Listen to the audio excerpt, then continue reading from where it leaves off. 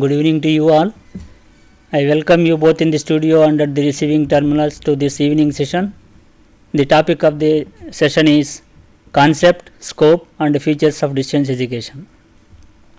This topic has relevance to the students of B.Ed program of IGNOU, particularly for those who opted distance education course as a specialization in the second year of their program. Of course, it is also useful to other students who are pursuing postgraduate diploma in distance education, or in general to all the students of IGNOU who do not know much about distance education except reading their course materials and getting their degrees. So, having a clear concept of what distance education is totally different from reading the materials received by them and understanding, writing examinations, before that doing assignments, etc. That is totally different thing. So, that way it is useful to all the students of IGNOU in general and to the students of B.Ed program in particular. At the same time, who want to know something about distance education would also be benefited by this session. So, welcome you all to this session. So, what actually is the concept of distance education? The moment people listen distance education, they will develop some concept, what exactly it is, how one can do the program through distance education, what all one has to do, what all it consists of. So, they develop a kind of a picture of distance education which may be unclear, which may be blurring. For them to have clear concept will be altogether a different experience to go through this session.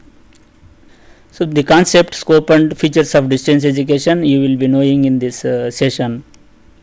Let us take the nature of distance education. As I was telling, the moment people listen about distance education, they develop their own picture of it. So, actually it is a flexible system of education. So, flexible in what terms? In many terms it is flexible. Take for example from admission.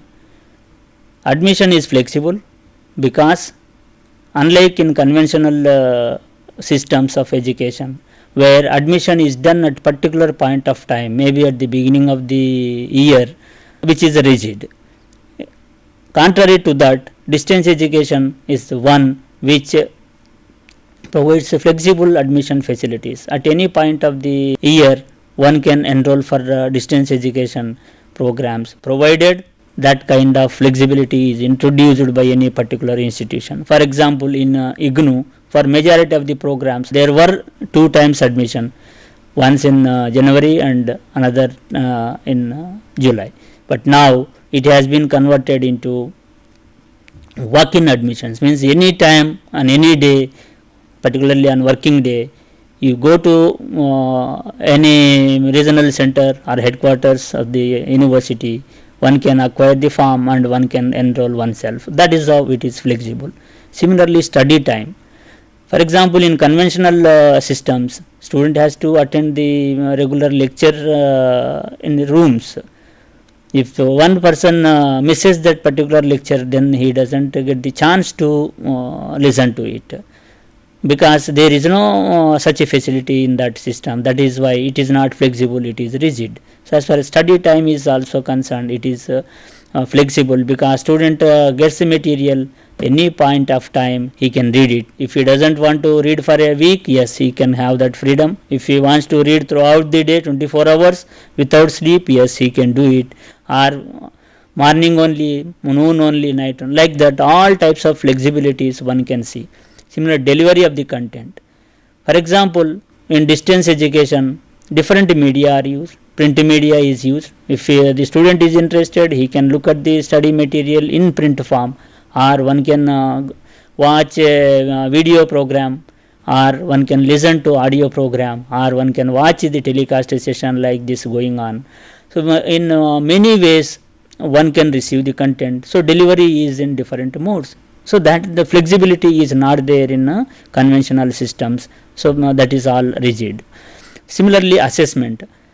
As far as assessment is concerned, student is assessed when the student is reading the material itself. There is a inbuilt teacher who will be assessing him, or he himself will assess what he has read and understood. Next is assignment is there, through which the student is assessed based on what he does. Next is examinations.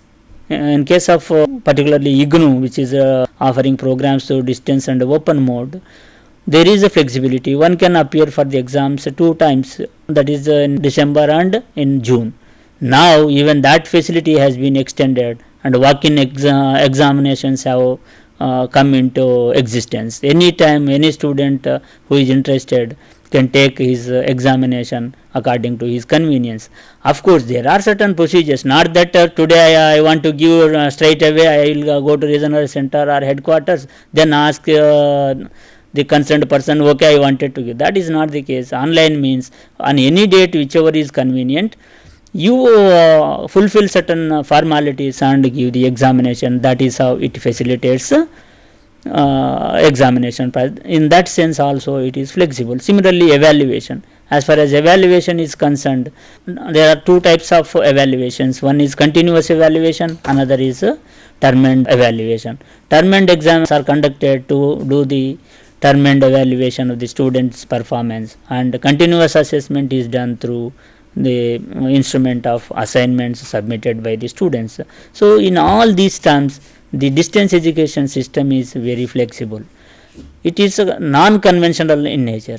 How is it non-conventional? As I told you, there are no rigid formalities that the student has to follow, whether in terms of attending to the lectures to receive the course content delivered by the students, or undergoing himself an evaluation process. These are all unconventional, and it is mostly learner centered. You can see the child goes to school every day. For example, in Delhi, the students rise up at 5 o'clock and start going to school at 6:30 maximum. By 7 or 7:30 they all will be in the schools. So because they are compelled by certain rigidities of the system, which is quite conventional in nature. Contrary to that, distance education is quite non-conventional. So the learner centered thing is there. Student can be at home, or maybe in bus, or maybe in a plane. Everywhere the student can have his educational experience by going through the concerned material. Like that, it suits all his needs, and also it provides all types of teaching learning experiences that a student otherwise in conventional systems will get through the classrooms. Next is, it is based on media and technology. This distance education uses different kinds of media, because students are at one place and teachers are at other place, and the teaching will be taking place at some other place. Particularly when the teacher is not teaching, learning is taking place, because teaching is taking place at particular point of time and learning is taking place at other point of time, because the teachers have written materials at one point and it is being transacted through different modes by the students. Like that, multiple media comes to the rescue of the teachers as well as to the students. This is one aspect of it. So that reflects its nature. It is technology and media based. Next is massive reach. For example, in conventional institutions, students are admitted to a particular class. Maybe there may be sections A, B, C, D. Even if there are 50 students in a particular session, there are 4 sections. Maximum 200 students are admitted. Only 200 students can be covered. Whereas distance education is having a potential to reach large mass of students. In that sense, it is having massive reach. It can reach those people who are in diverse geographical regions, those belonging to physically disabled category or socially economically disadvantaged sections, etc. Next is mode of offer. Mode of offer is open and distance. Distance, because of the distance, it uses all the technologies that will reduce the distance between the students and the teachers. That is the reason why mode is through distance, and it is open because to compensate for the distance between the teacher and student, it must be open in the sense whenever the student would like, he must be in a position to have his educational activity. So in that sense it is open. Next is mode of institutions. Institutions are of two types. Institutions here means distance education institutions. These are called single mode institutions and dual mode institutions. Dual, by the name itself, dual means two modes are there. For example, in conventional universities, there are institutes of correspondence courses, or now they are called directorates of distance education. These are part of a conventional system. There is one mode going on, which is called conventional mode or face-to-face mode of teaching and learning. Simultaneously, the same institution is offering education through distance mode or through correspondence. That is the reason why that institution which is catering to the students through two modes, that is one mode is face-to-face mode and another is distance mode, that is called dual mode institutions. Whereas there are institutions which offer only through particular mode. One is conventional universities which are not offering distance education programs, that is one mode, single mode. Whereas universities like IGNOU and other open universities which are catering only through distance modes. So this is also single mode institution, but distance and open mode, whereas conventional single mode is only through face-to-face mode. So that is the basic difference. So as far as distance education institutions are concerned, there are dual mode institutions, means universities offering both face-to-face and distance education programs, and single mode institutions like open universities and other institutions offering programs only through distance mode. Having understood this nature of distance education with broad features, you should be in a position to define the concept of distance education.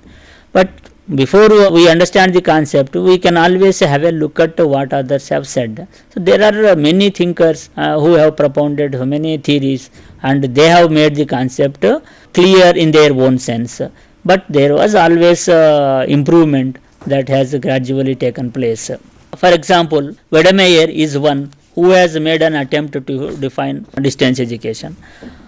He made a general attempt. According to him, distance education is one which provides independent study. This independent study can be on-campus independent study or off-campus independent study. For example, a student who has missed conventional lecture in a classroom, how he can compensate for it?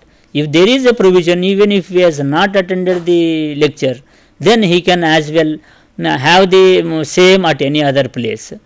That is why in distance education such a provision is there, because it is always available, that lecture, any time one can see.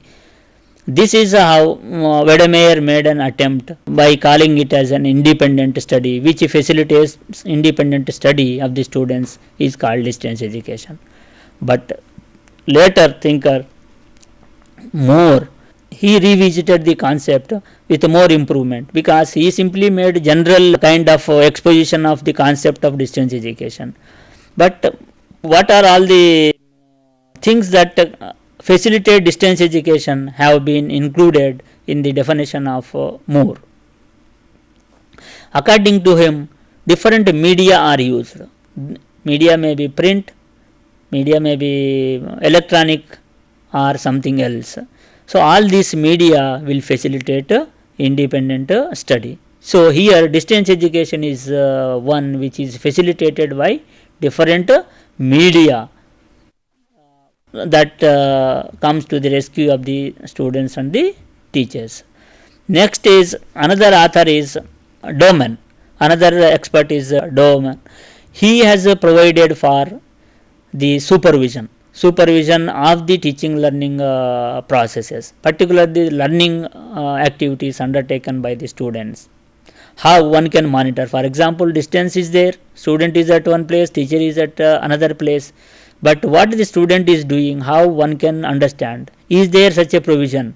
In these two definitions which were given by Wedemeyer and Moore, there was no provision for such a supervision. So unless there is some kind of supervision over what the student is doing, how to guide him, because we wanted to make him perfect as a distance teachers. So in the absence of provision for supervision, it becomes very difficult, because he has to be guided in a stage by stage manner so that he can reach perfection. This is attempt made by Domain. Next is Otto Peters.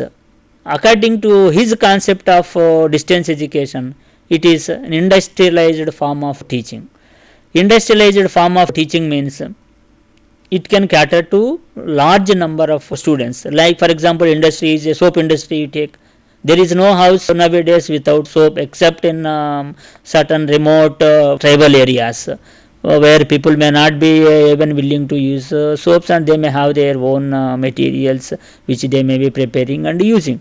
But whatever this industry like brush, paste, it caters to large number of people. That is the reason why, keeping those factors which are also used in distance education, he has called the distance education as industrialized form of teaching, because large number of students are provided with the same thing. For example, if the same soap people want to use, same quality thing will be available in all the homes, particularly made from particular industry. If students of IGNOU who are enrolled for particular program, they all will be getting a particular type of material which is similar in all respects. So quality difference won't be there. So it is having that industrial quality which Otto Peter has conceived in giving his own definition. So he called it a division of labor, like in industry, because there is a production division, there is a distribution division, there is a marketing unit, like that. Here also in distance education institutions, there are various divisions that have been made. So there are units called schools, which will be having teachers who will be preparing the materials. There is a division called material printing division, which will be printing. And if the same division takes up the responsibility, then it will be called printing and distribution division, because they are distributing the materials also. If they are separate, then printing division will be separate and distribution division will be separate. Admission division, who looks after the admission processes. Then evaluation division, which evaluates the students' performance. Like that, there is a clear division of labor involved in these distance education institutions.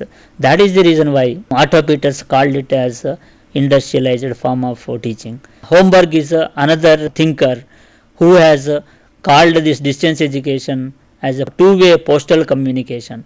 Here two-way postal communication need not be confined to correspondence education, but he has gone much ahead and he incorporated certain things in his definition. And his definition provides for more types of experiences, like providing guidance to the students, because when the student submits assignments, how to guide him whether he is correct or not. If he is wrong, how to make him do better.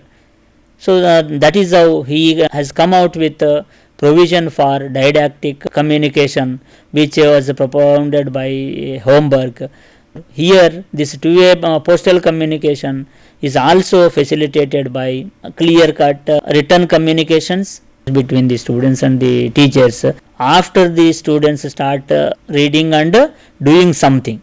So that monitoring process is made much more clear by John A. Barth in terms of two-way postal communication, because it doesn't end with simply sending of the materials by post. Thereafter, so many communications take place between the students and the teachers with clear written instructions, guidance, counseling, etc. So all these things encompass this didactic conversation through two-way postal communication. Next is David Stewart.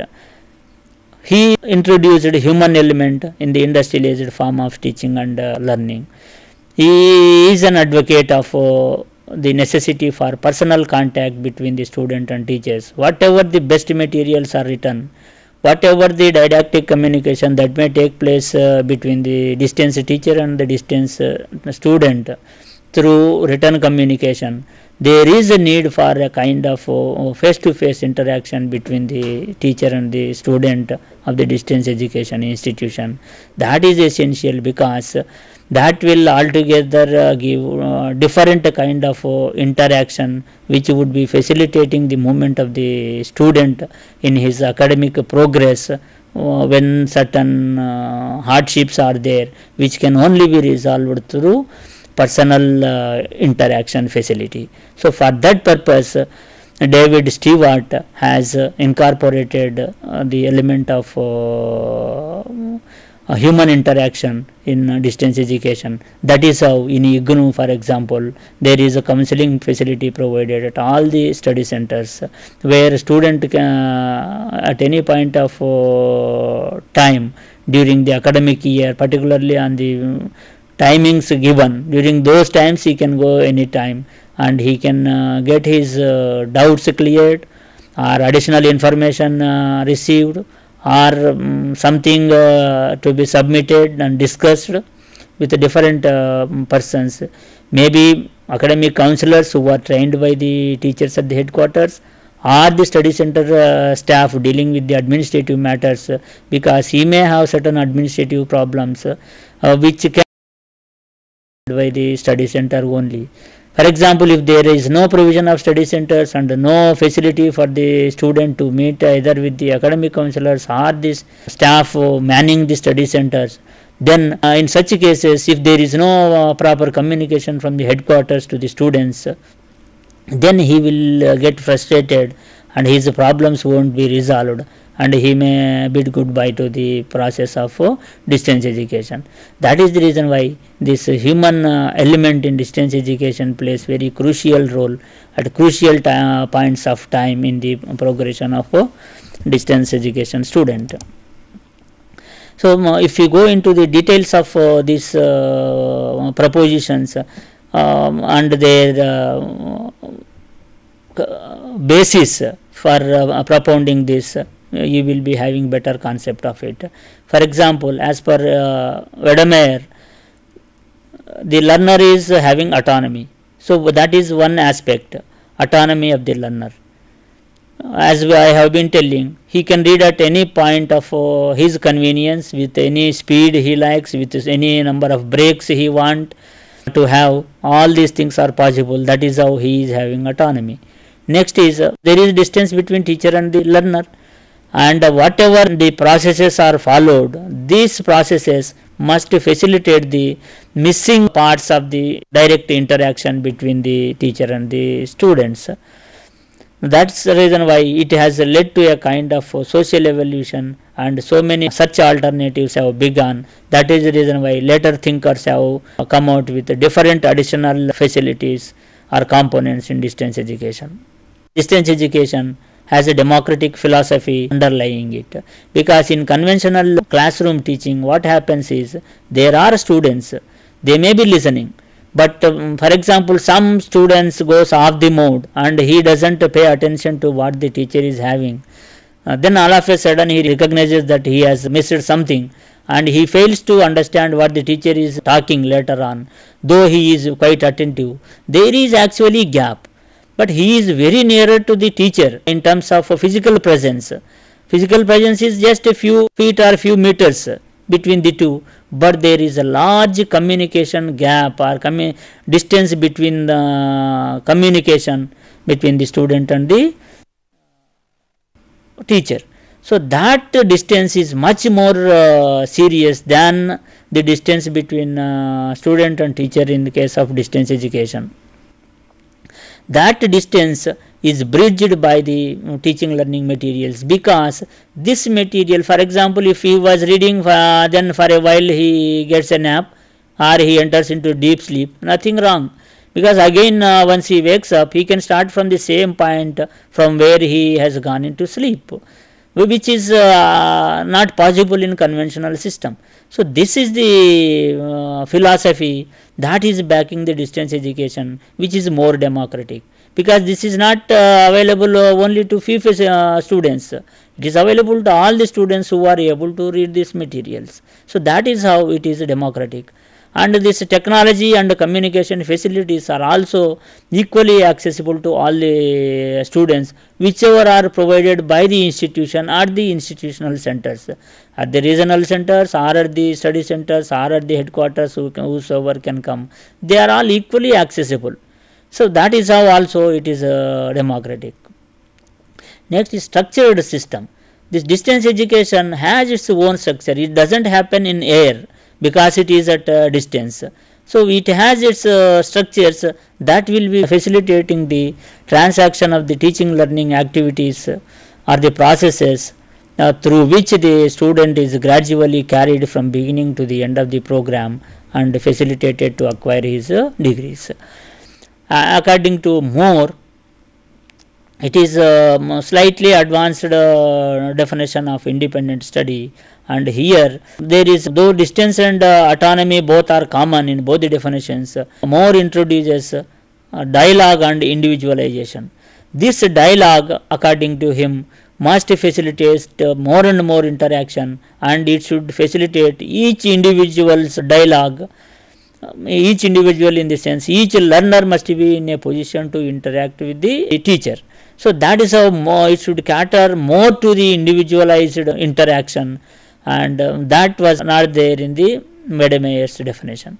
So according to him, distance is a function of dialogue and structure. For example, there is a distance between the student and teacher, there is institution, but how this distance can be bridged is possible through what kind of dialogue is established, through what structures. For example, there is no dialogue at all, and there is no structure for that, for having a dialogue. Then what happens is this distance is more. For example, there is no facility of interaction. Okay, student shall not write any letter to the student, he must understand himself. And there is no structure. Even if he sends a letter, there nobody will receive the letter because we have not given any address to which the student can write. So here there is neither structure nor the dialogue. In such a case, the distance will be more between the student and the teacher.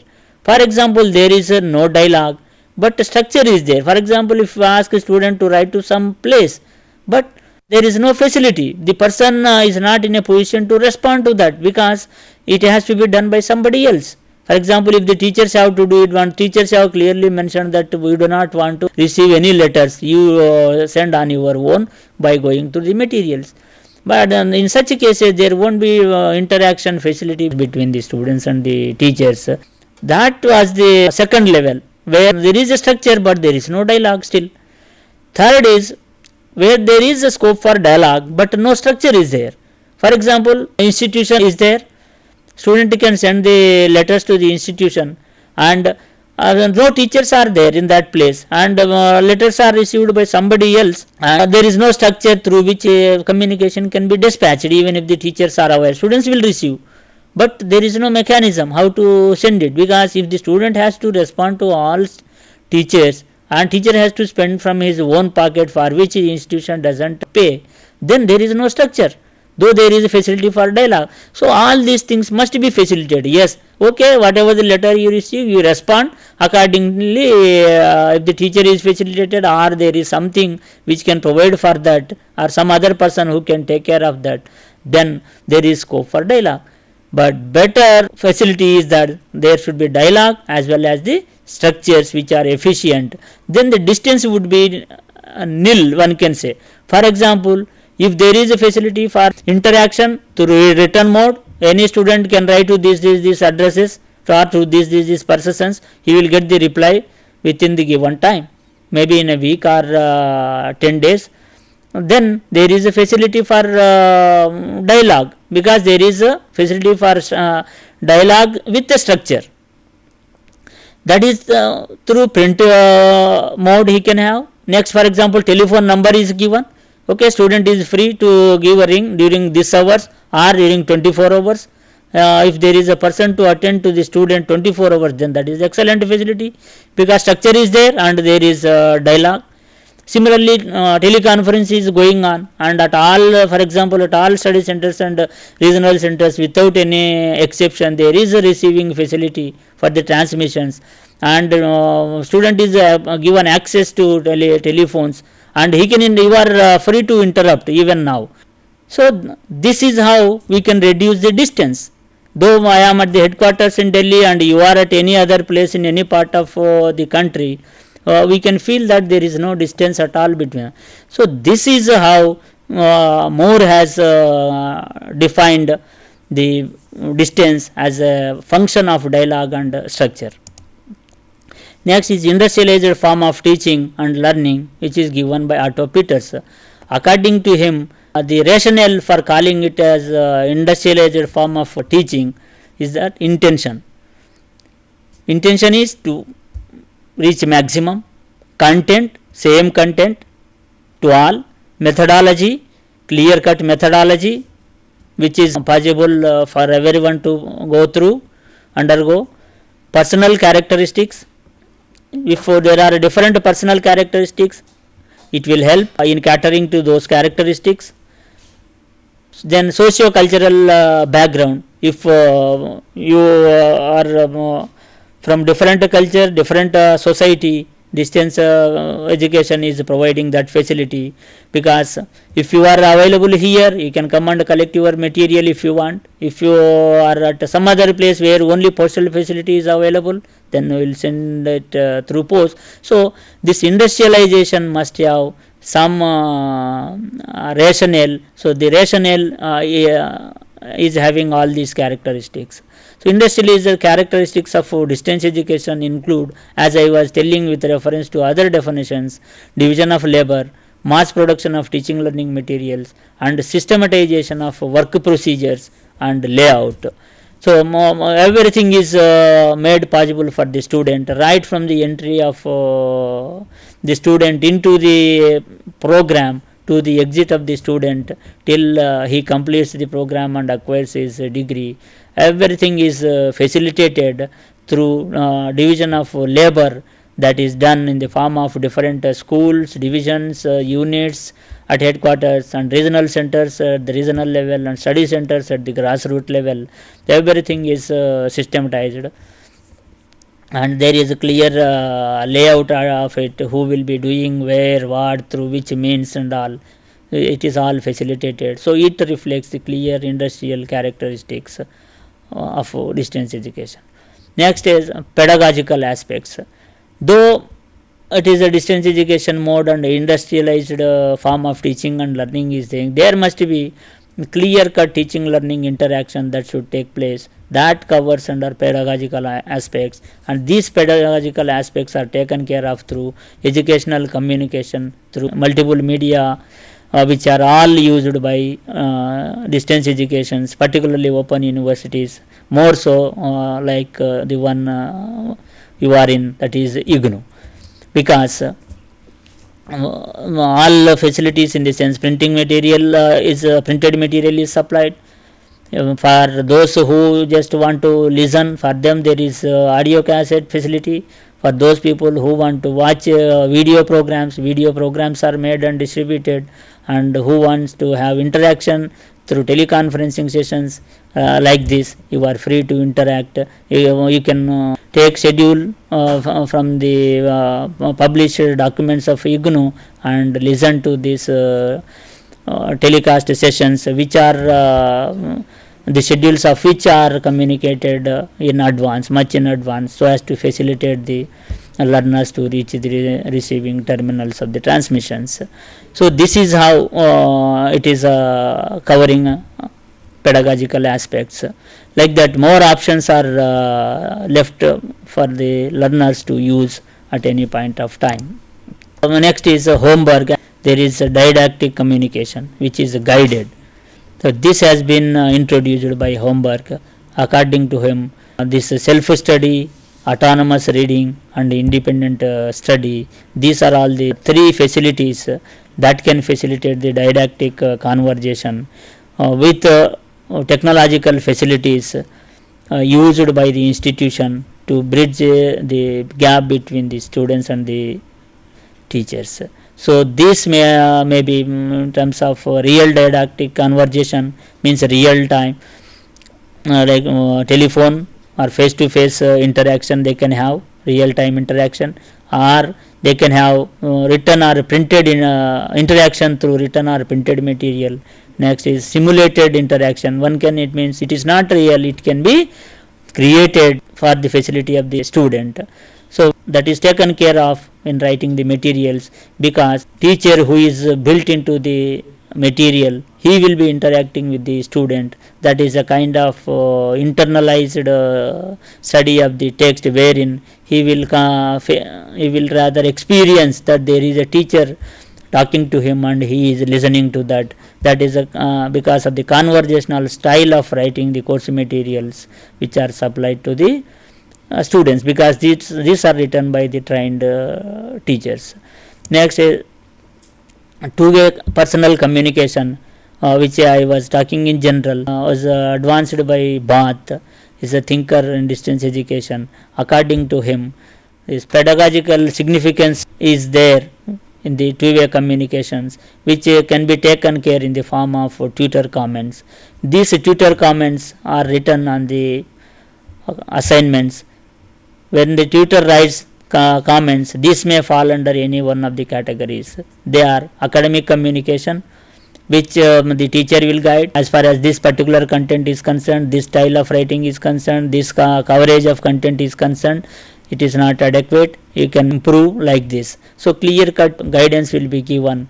Such comments from the academic counselor on assignments is called academic communication, because his writings would facilitate the student, move him step by step. Next is personal communication. What is personal communication? This has nothing to do with this academic communication. This will appeal to him personally. Yes, you appear to be a brilliant student. You have written excellently. Your understanding of the subject is very good. Like this, this kind of personal communication will enrich the motivational levels of the students, and they will be rather impressed to go more and more through the materials and develop more understanding. Similarly, supplemental communication. In the supplemental communication, teacher can provide a facility. Okay, I have done my level best regarding this assignment. Now you can improve. For that, you are free to write to me back at any point of time. I will respond to your thing. Feel free to write any time on any matter, so that you will feel that your needs are being addressed by the teacher. So that is the kind of supplemental communication that a teacher can do as a part of pedagogic comments. Same two-way communication is possible through pre-enrollment counseling. This is required to the students who are not aware of which program he should enroll for, which courses he should opt for. So he can be guided. See, these are your qualifications, this is your age, this is the fees you can pay, this is how you can study, keeping in view your timings. So you can go for this program, it suits you. So these are the courses, within that you can opt for, you will be in a position to do it better, and this would be more suitable for you. So this is how pre-enrollment counseling can be given by the teacher as a part of communication, which is a two-way. Next, types of comments that the distance teacher writes will have their own impact on the student. So these comments are rather positive as far as academic progression of a student is concerned, because the positive comments would help the student to take him further. If the comments are negative, or rather no comments which do not convey any meaning, then they won't help him. Like that, sometimes there may be misleading comments by the teacher, which teacher should avoid. Here, teacher in the sense who would be doing that counseling to the student or writing comments on the assignments, they must be very careful. Next, human element. This David Stewart has introduced this, and this provides more input to the students, because he will come into contact with the teachers through face to face. So we have seen different aspects of distance education, or different features which cover distance, structure, media, two-way didactic communication, and individualized instruction to the vast masses of the students. I think you have got the clear concept of distance education and its features and its scope. Thank you for having watched this program with patience. Thank you once again, one and all.